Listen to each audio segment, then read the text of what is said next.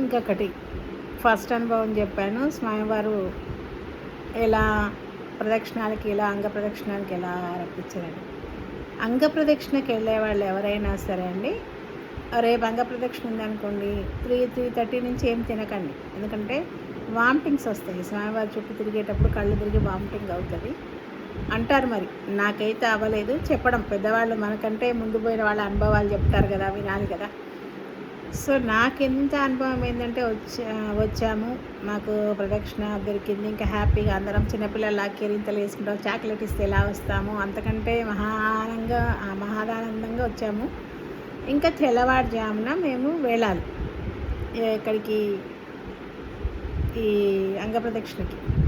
ఎందుకంటే సేవకి వెళ్ళామని చెప్పాం కదా, సేవలో డబల్ డ్యూటీస్ చేసాం, ఇంకా అయిపోయింది మాది సేవ.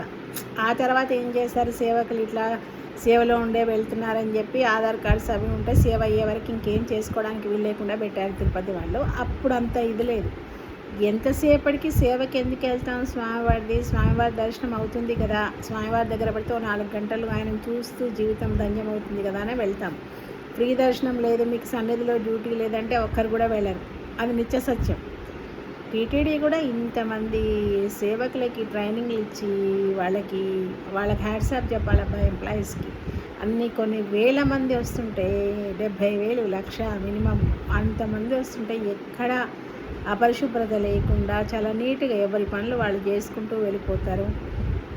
సేవా సదన్లో కూడా ఇంతమంది లేడీస్ ఉంటాము. కాకపోతే లేడీస్ కొంతమంది ఈ మధ్య ఏం చేశారు, సీనియర్ సూపర్వైజర్స్ బ్యాచెస్ అని చెప్పి కూడా చేస్తున్నారు. ఎందుకంటే కొంచెం ఎడ్యుకేషన్ లేకుండా అలా వస్తున్నారు. ప్రపంచంలోనే చాలా పేరు ప్రఖ్యాతులు ఉన్న తిరుపతి కదా. సో దాన్ని చూసి మనని అంచనా వేస్తారు అని చెప్పి కూడా ఏం చేస్తున్నారు, కొంచెం తెలియని వాళ్ళు వస్తున్నారు, చదువు లేకుండా, ఏది అడిగినా చెప్పలేకుండా. సిఆర్ఓ ఆఫీస్ ఎక్కడ ఉందండి, ఎట్లా వెళ్ళాలండి, ఫోన్స్ ఎక్కడ ఇది చేసుకోవాలండి అని కూడా చెప్పలేని వాళ్ళు వస్తున్నారు, కొంచెం తెలియక. అలాంటి వాళ్ళ కోసం సూపర్వైజర్స్ బ్యాచ్ కూడా కొత్తగా స్టార్ట్ చేశారు. మాది 5th బ్యాచ్ ఉండే, ఇంకెన్ని బ్యాచెస్ అయ్యాయి అనేది తెలీదు. ఎడ్యుకేట్ చేస్తూనే ఉన్నారు. ఎందుకంటే వచ్చే భక్తుల్ని వాళ్ళకి ఏం ఇబ్బందులు కాకుండా, వాళ్ళకి ఎటువంటి సదుపాయాలకి తక్కువ కాకుండా వచ్చిన వాళ్ళు హ్యాపీగా స్వామివారి దర్శనం చేసుకొని పోవడానికి నిరంతర కృషి చేస్తూనే ఉన్నారు. లడ్డు కల్తీ అయింది, ఇదైంది, జరుగుతుంటాయి. మన ఇంట్లో కూడా వంట చేస్తుంటే ఒక్కోసారి రోజు కుదిరినట్టు ఒకసారి కుదరదు. ఎవరో ఒకరు ఉంటారు, ఆయన చూసుకుంటాడు, అవన్నీ మనకు అక్కర్లేదు. ఎందుకంటే గురువారం రోజు ఒకటి ఉంది, ఆయన నిజనేత్రం దర్శనం ఉంటుంది. ఆ రోజు మాత్రం ఎంప్లాయీస్ కూడా తప్పు చేయరట, గజగజ వణుక్కుంటూ ఉంటారట. ఎందుకంటే ఆయన కళ్ళు తెరిచుంటాయి, ఖచ్చితంగా ఏ తప్పు చేసినా ఆ రోజు పట్టుబడతారట. ఆయన లేడా, ఆయన ఇస్తాడు కదా శిక్షలు. ఎవరు ఏం చేసినా కర్మ అనేది అనుభవించాల్సిందే. ఎంత పెద్ద స్థితిలో ఉన్నా, వాడి దేశానికి ప్రైమ్ మినిస్టర్ అయినా సరే కర్మ అనేది ఎవరిని వదిలిపెట్టదు, భగవంతుడే చూసుకుంటాడు. ఆయన ఉన్నాడనే వెళ్తున్నాం కదా. ఇంత ఇది అంటే రోజు పండగే, అక్కడ రోజు నిత్యము కళ్యాణమే, నిత్యము పండగే వెళ్తున్నారు. సరే, ఇంకా ఇవన్నీ అంత పెద్ద ఇంట్లోనే ఒక ఫంక్షన్ అయితేనే ఎన్నో తప్పులు జరుగుతాయి.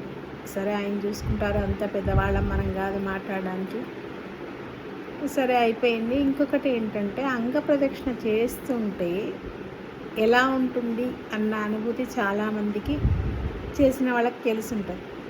2 అరచేతులు స్వామివారి పెట్టి, మంచి డల్లప్ పరుపులో కూడా, స్ప్రింగ్ పరుపుల్లో కూడా మనం పడుకుంటే అంత సుఖం ఉండదండి.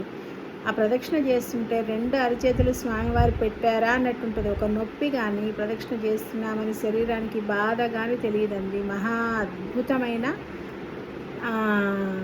ఒక అద్భుతమైన అనుభవం అది, చెప్పడానికి లేదు అసలు. ఎంత అద్భుతం అంటే ఎట్లా వర్ణించినా అది చేస్తేనే అర్థమవుతుంది. చెప్పడానికి నాకు పదాలు సరిపోవట్లేవు, కానీ మనం ఒక్కసారి చేసి స్వీయానుభవం పొందితేనే తెలుస్తుంది. అసలు తడి బట్టలతో స్నానం చేసి 1 గంటకు పుష్కర్ నుంచి మనం వెళ్ళి వైకుంఠం నుంచి లోపలికి వెళ్ళిపోయాక అక్కడ స్వామివారికి మన సన్నిధిలోనే మనం చూస్తుండగానే గొల్లతో పూజారులు వచ్చి తాళం తీసి సుప్రభాతం చేస్తుంటే, ఆ నీళ్లు స్వామివారి దగ్గర ఎత్తుతుంటే, లిమిటెడ్గా ఉంటారు కదా అప్పుడు సుప్రభాతం, అప్పుడు అక్కడ సుప్రభాత ఘోష మనకు వినిపిస్తుంటే మనము ప్రదక్షిణాలు చేస్తుంటాం. ముందు మగవాళ్ళు చేసిన తర్వాత మనం వదిలిపెడతారు. సరే, ఇప్పుడు అది కూడా తగ్గించారు. ఎందుకంటే టైం, ఇంకా ఆయనకు రెస్ట్ ఎక్కడుంది. మనం తింటున్నాం, పంచభక్ష పరవన్నాలు తింటున్నాం, పడుకుంటున్నాం, మంచి మంచి చీరలు కట్టుకుంటాం, ఫంక్షన్స్కి వెళ్తాం, తిరుపతికి సినిమాలకు వెళ్తాం, ఎక్కడికంటే అక్కడికి వెళ్తాం మనం. ఆయనకి ఏముంది, మనని కాపాడమే ఆయన పని, ఇంకొకటి లేదు ఆయనకి. ఆయన పనంతా మనని కాపాడమే. ఏ పిల్లలు తప్పటడుగులు వేస్తున్నారు, ఎవరికి ఏ ఆపద ఉంది, ఎవరిని కాపాడాలి, నా భక్తుడు ఎప్పుడు ఎక్కడ పిలుస్తాడా అనే వేచి ఉంటాడు ఆయనకి, ఇంకో పని లేదు. కానీ చేయండి, అందరు అంగప్రదక్షిణ చేయండి. ఇప్పుడు ఆన్లైన్ చేశారు, అంతకుముందు కొన్ని ఇచ్చేవాళ్ళు ఇప్పుడు ఇవ్వట్లేరు. కానీ అదొక అదృష్టం అండి. అంగప్రదక్షిణ స్వామివారి దగ్గర తిరుపతిలో అంగప్రదక్షిణ చేయడం అనేది చాలా అద్భుతమైన విషయం. ఒకసారి చేయండి.